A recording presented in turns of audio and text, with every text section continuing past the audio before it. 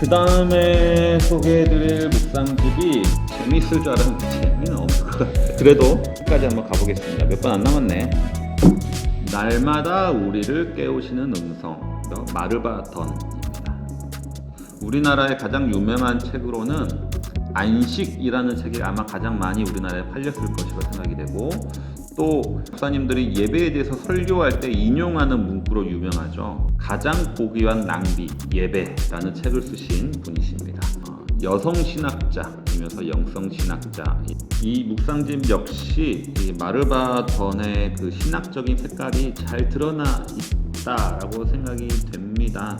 마르바던의 글을 좋아하시는 분이라면 읽어보실 만한, 그리고 좀 근데 책 되게 좋아요. 생각해보니까 이 책이 되게 좋은 책인 것 같습니다.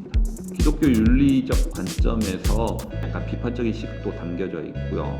윤리적인 측면에서의 또 좋은 통찰력도 있고요. 또 성경에 대한 통찰력도 있고, 영성에 대한 어떤 그런 부분들도 있는 상당히 좋은 묵상집이라고 생각이 됩니다. 읽어보시기 바랍니다. 그러면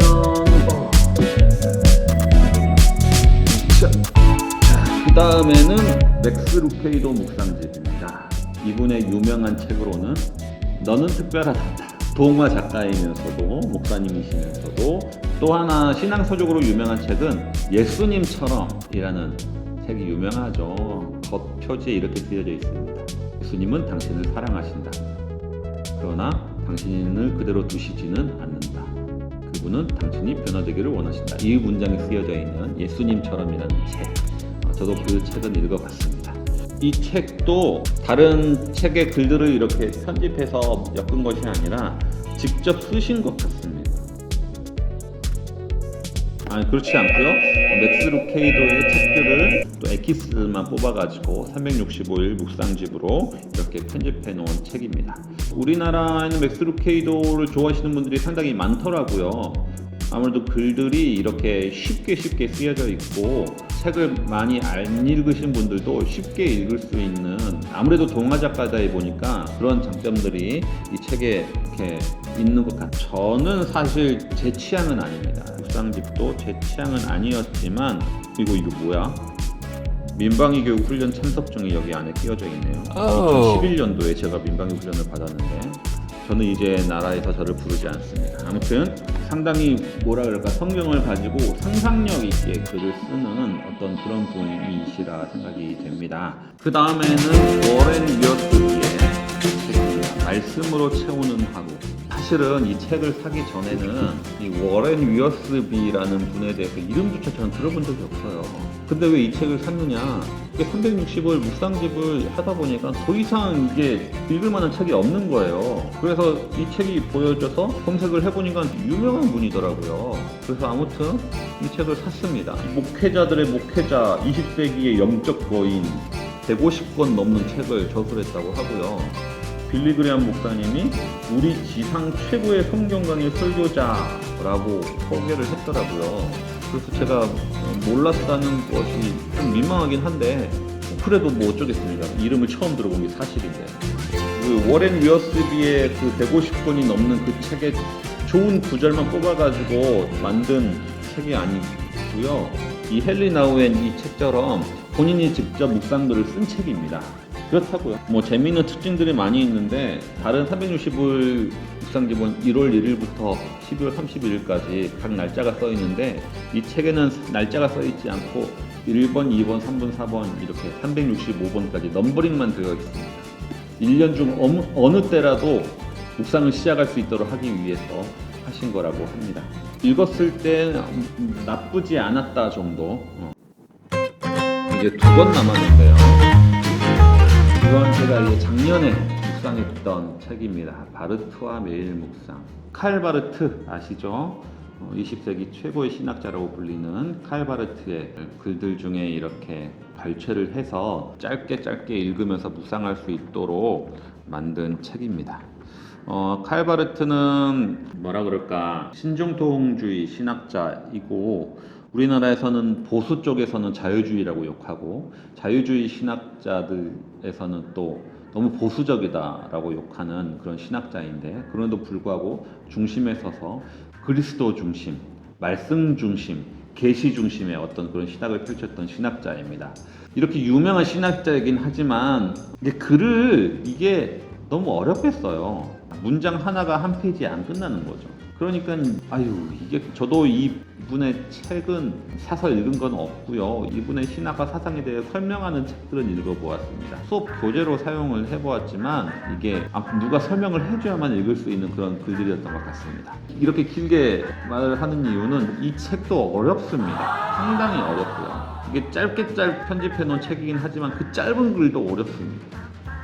우리말로 번안해 놓은 게 더 어려운 것 같아요. 그래서 작년 한 해 동안 상당히 저에게 많은 스트레스를 주었던 묵상집입니다. 분명히 왜 이래? 이런 일이 생깁니다. 아마 제가 마지막에 두 번째 책부터 이게 안 된 것 같은데 아마 어렵다고 소개하면서 전에 영상이 끝난 것 같아요. 그래서 어렵습니다. 예. 이게 이해가 되는 부분들이 있어요. 저도 이해가 되는 부분들이 있더라고요. 근데 그 이해가 되는 부분이 너무나 좋아요. 그래서 이게 참 이렇게 추천하기도 그렇고 추천하지 않기도 그런 한번 도전해 보실 만한 좋은 책이라고 생각이 듭니다. 마지막으로 어디 갔지? 마지막은 C.S. 루이스의 묵상집, C.S. 루이스의 기쁨의 하루라는 365일 묵상집이고요.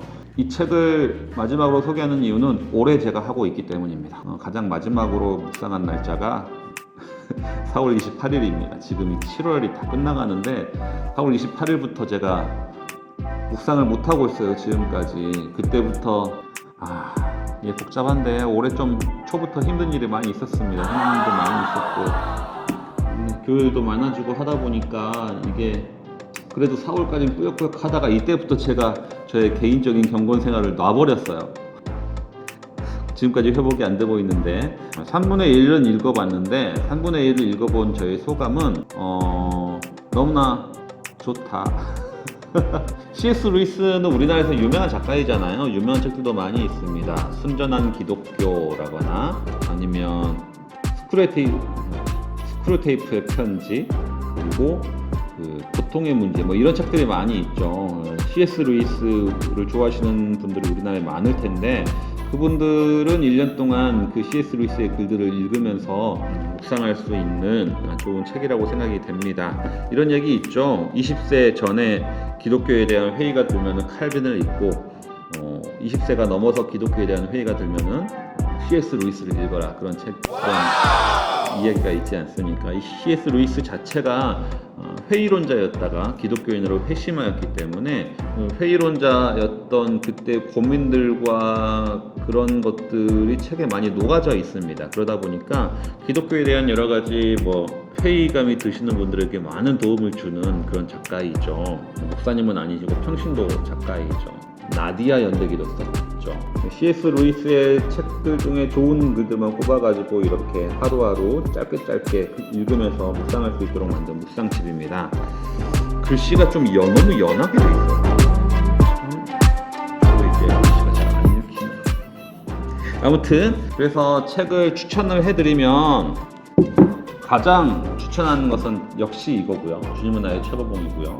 묵상집을 안 읽어보시고 처음 시작하겠다. 분명히 이 책부터 시작하셔야 됩니다. 이 책을 꼭 읽으시기 바라고요. 두 번째로 추천하는 책은 한 권은 아니고 세 권입니다. 이 세 권을 저는 세트로 보기 때문에 찰스 링마가 쓴 자필 묵상집, 보네프 묵상집, 헨리 나우엔과 떠나는 길 이 세 권입니다. 이 세 권을 주님은 나의 최고봉을 읽으신 다음에는 그 다음 해에 또 묵상을 하고 싶다 싶으시면 이 책을 읽으시기를 추천합니다.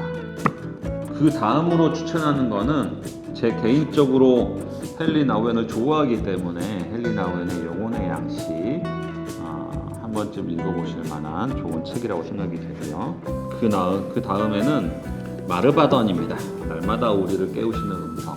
제 마음대로 추천하는 거기 때문에 취향 타다로 생각하시면 돼요. 마지막 한 권에서 이 두 중에 뭘 할까 제가 상당히 고민을 많이 했습니다. 근데 지금은 이건 다 읽지 않았기 때문에 가장 위대한 메시지를 추천드립니다. 로이드 존스 목사님의 가장 위대한 메시지. 굳이 내년 1월부터 한 해 묵상해야지 이런 생각 갖지 마시고 당장 8월부터 해서 내년 7월까지 하면 되잖아요. 한 권을 정해서 조금씩 읽어보시면서 묵상하는 시간을 가졌으면 좋겠습니다. 지금처럼 코로나로 인해서 교회도 가지 못하고 신앙의 동역자들과 함께 교제하지 못하는 그런 기간이지 않습니까? 그럴 때일수록 이렇게 우리 영성 생활에 좋은 묵상집을 하나 읽으시는 것도 좋지 않을까 싶습니다. 여러 우여곡절이 있었습니다만 그래도 많은 분들 좀 도움이 되셨으면 좋겠습니다. 이것으로 영상 마치겠습니다.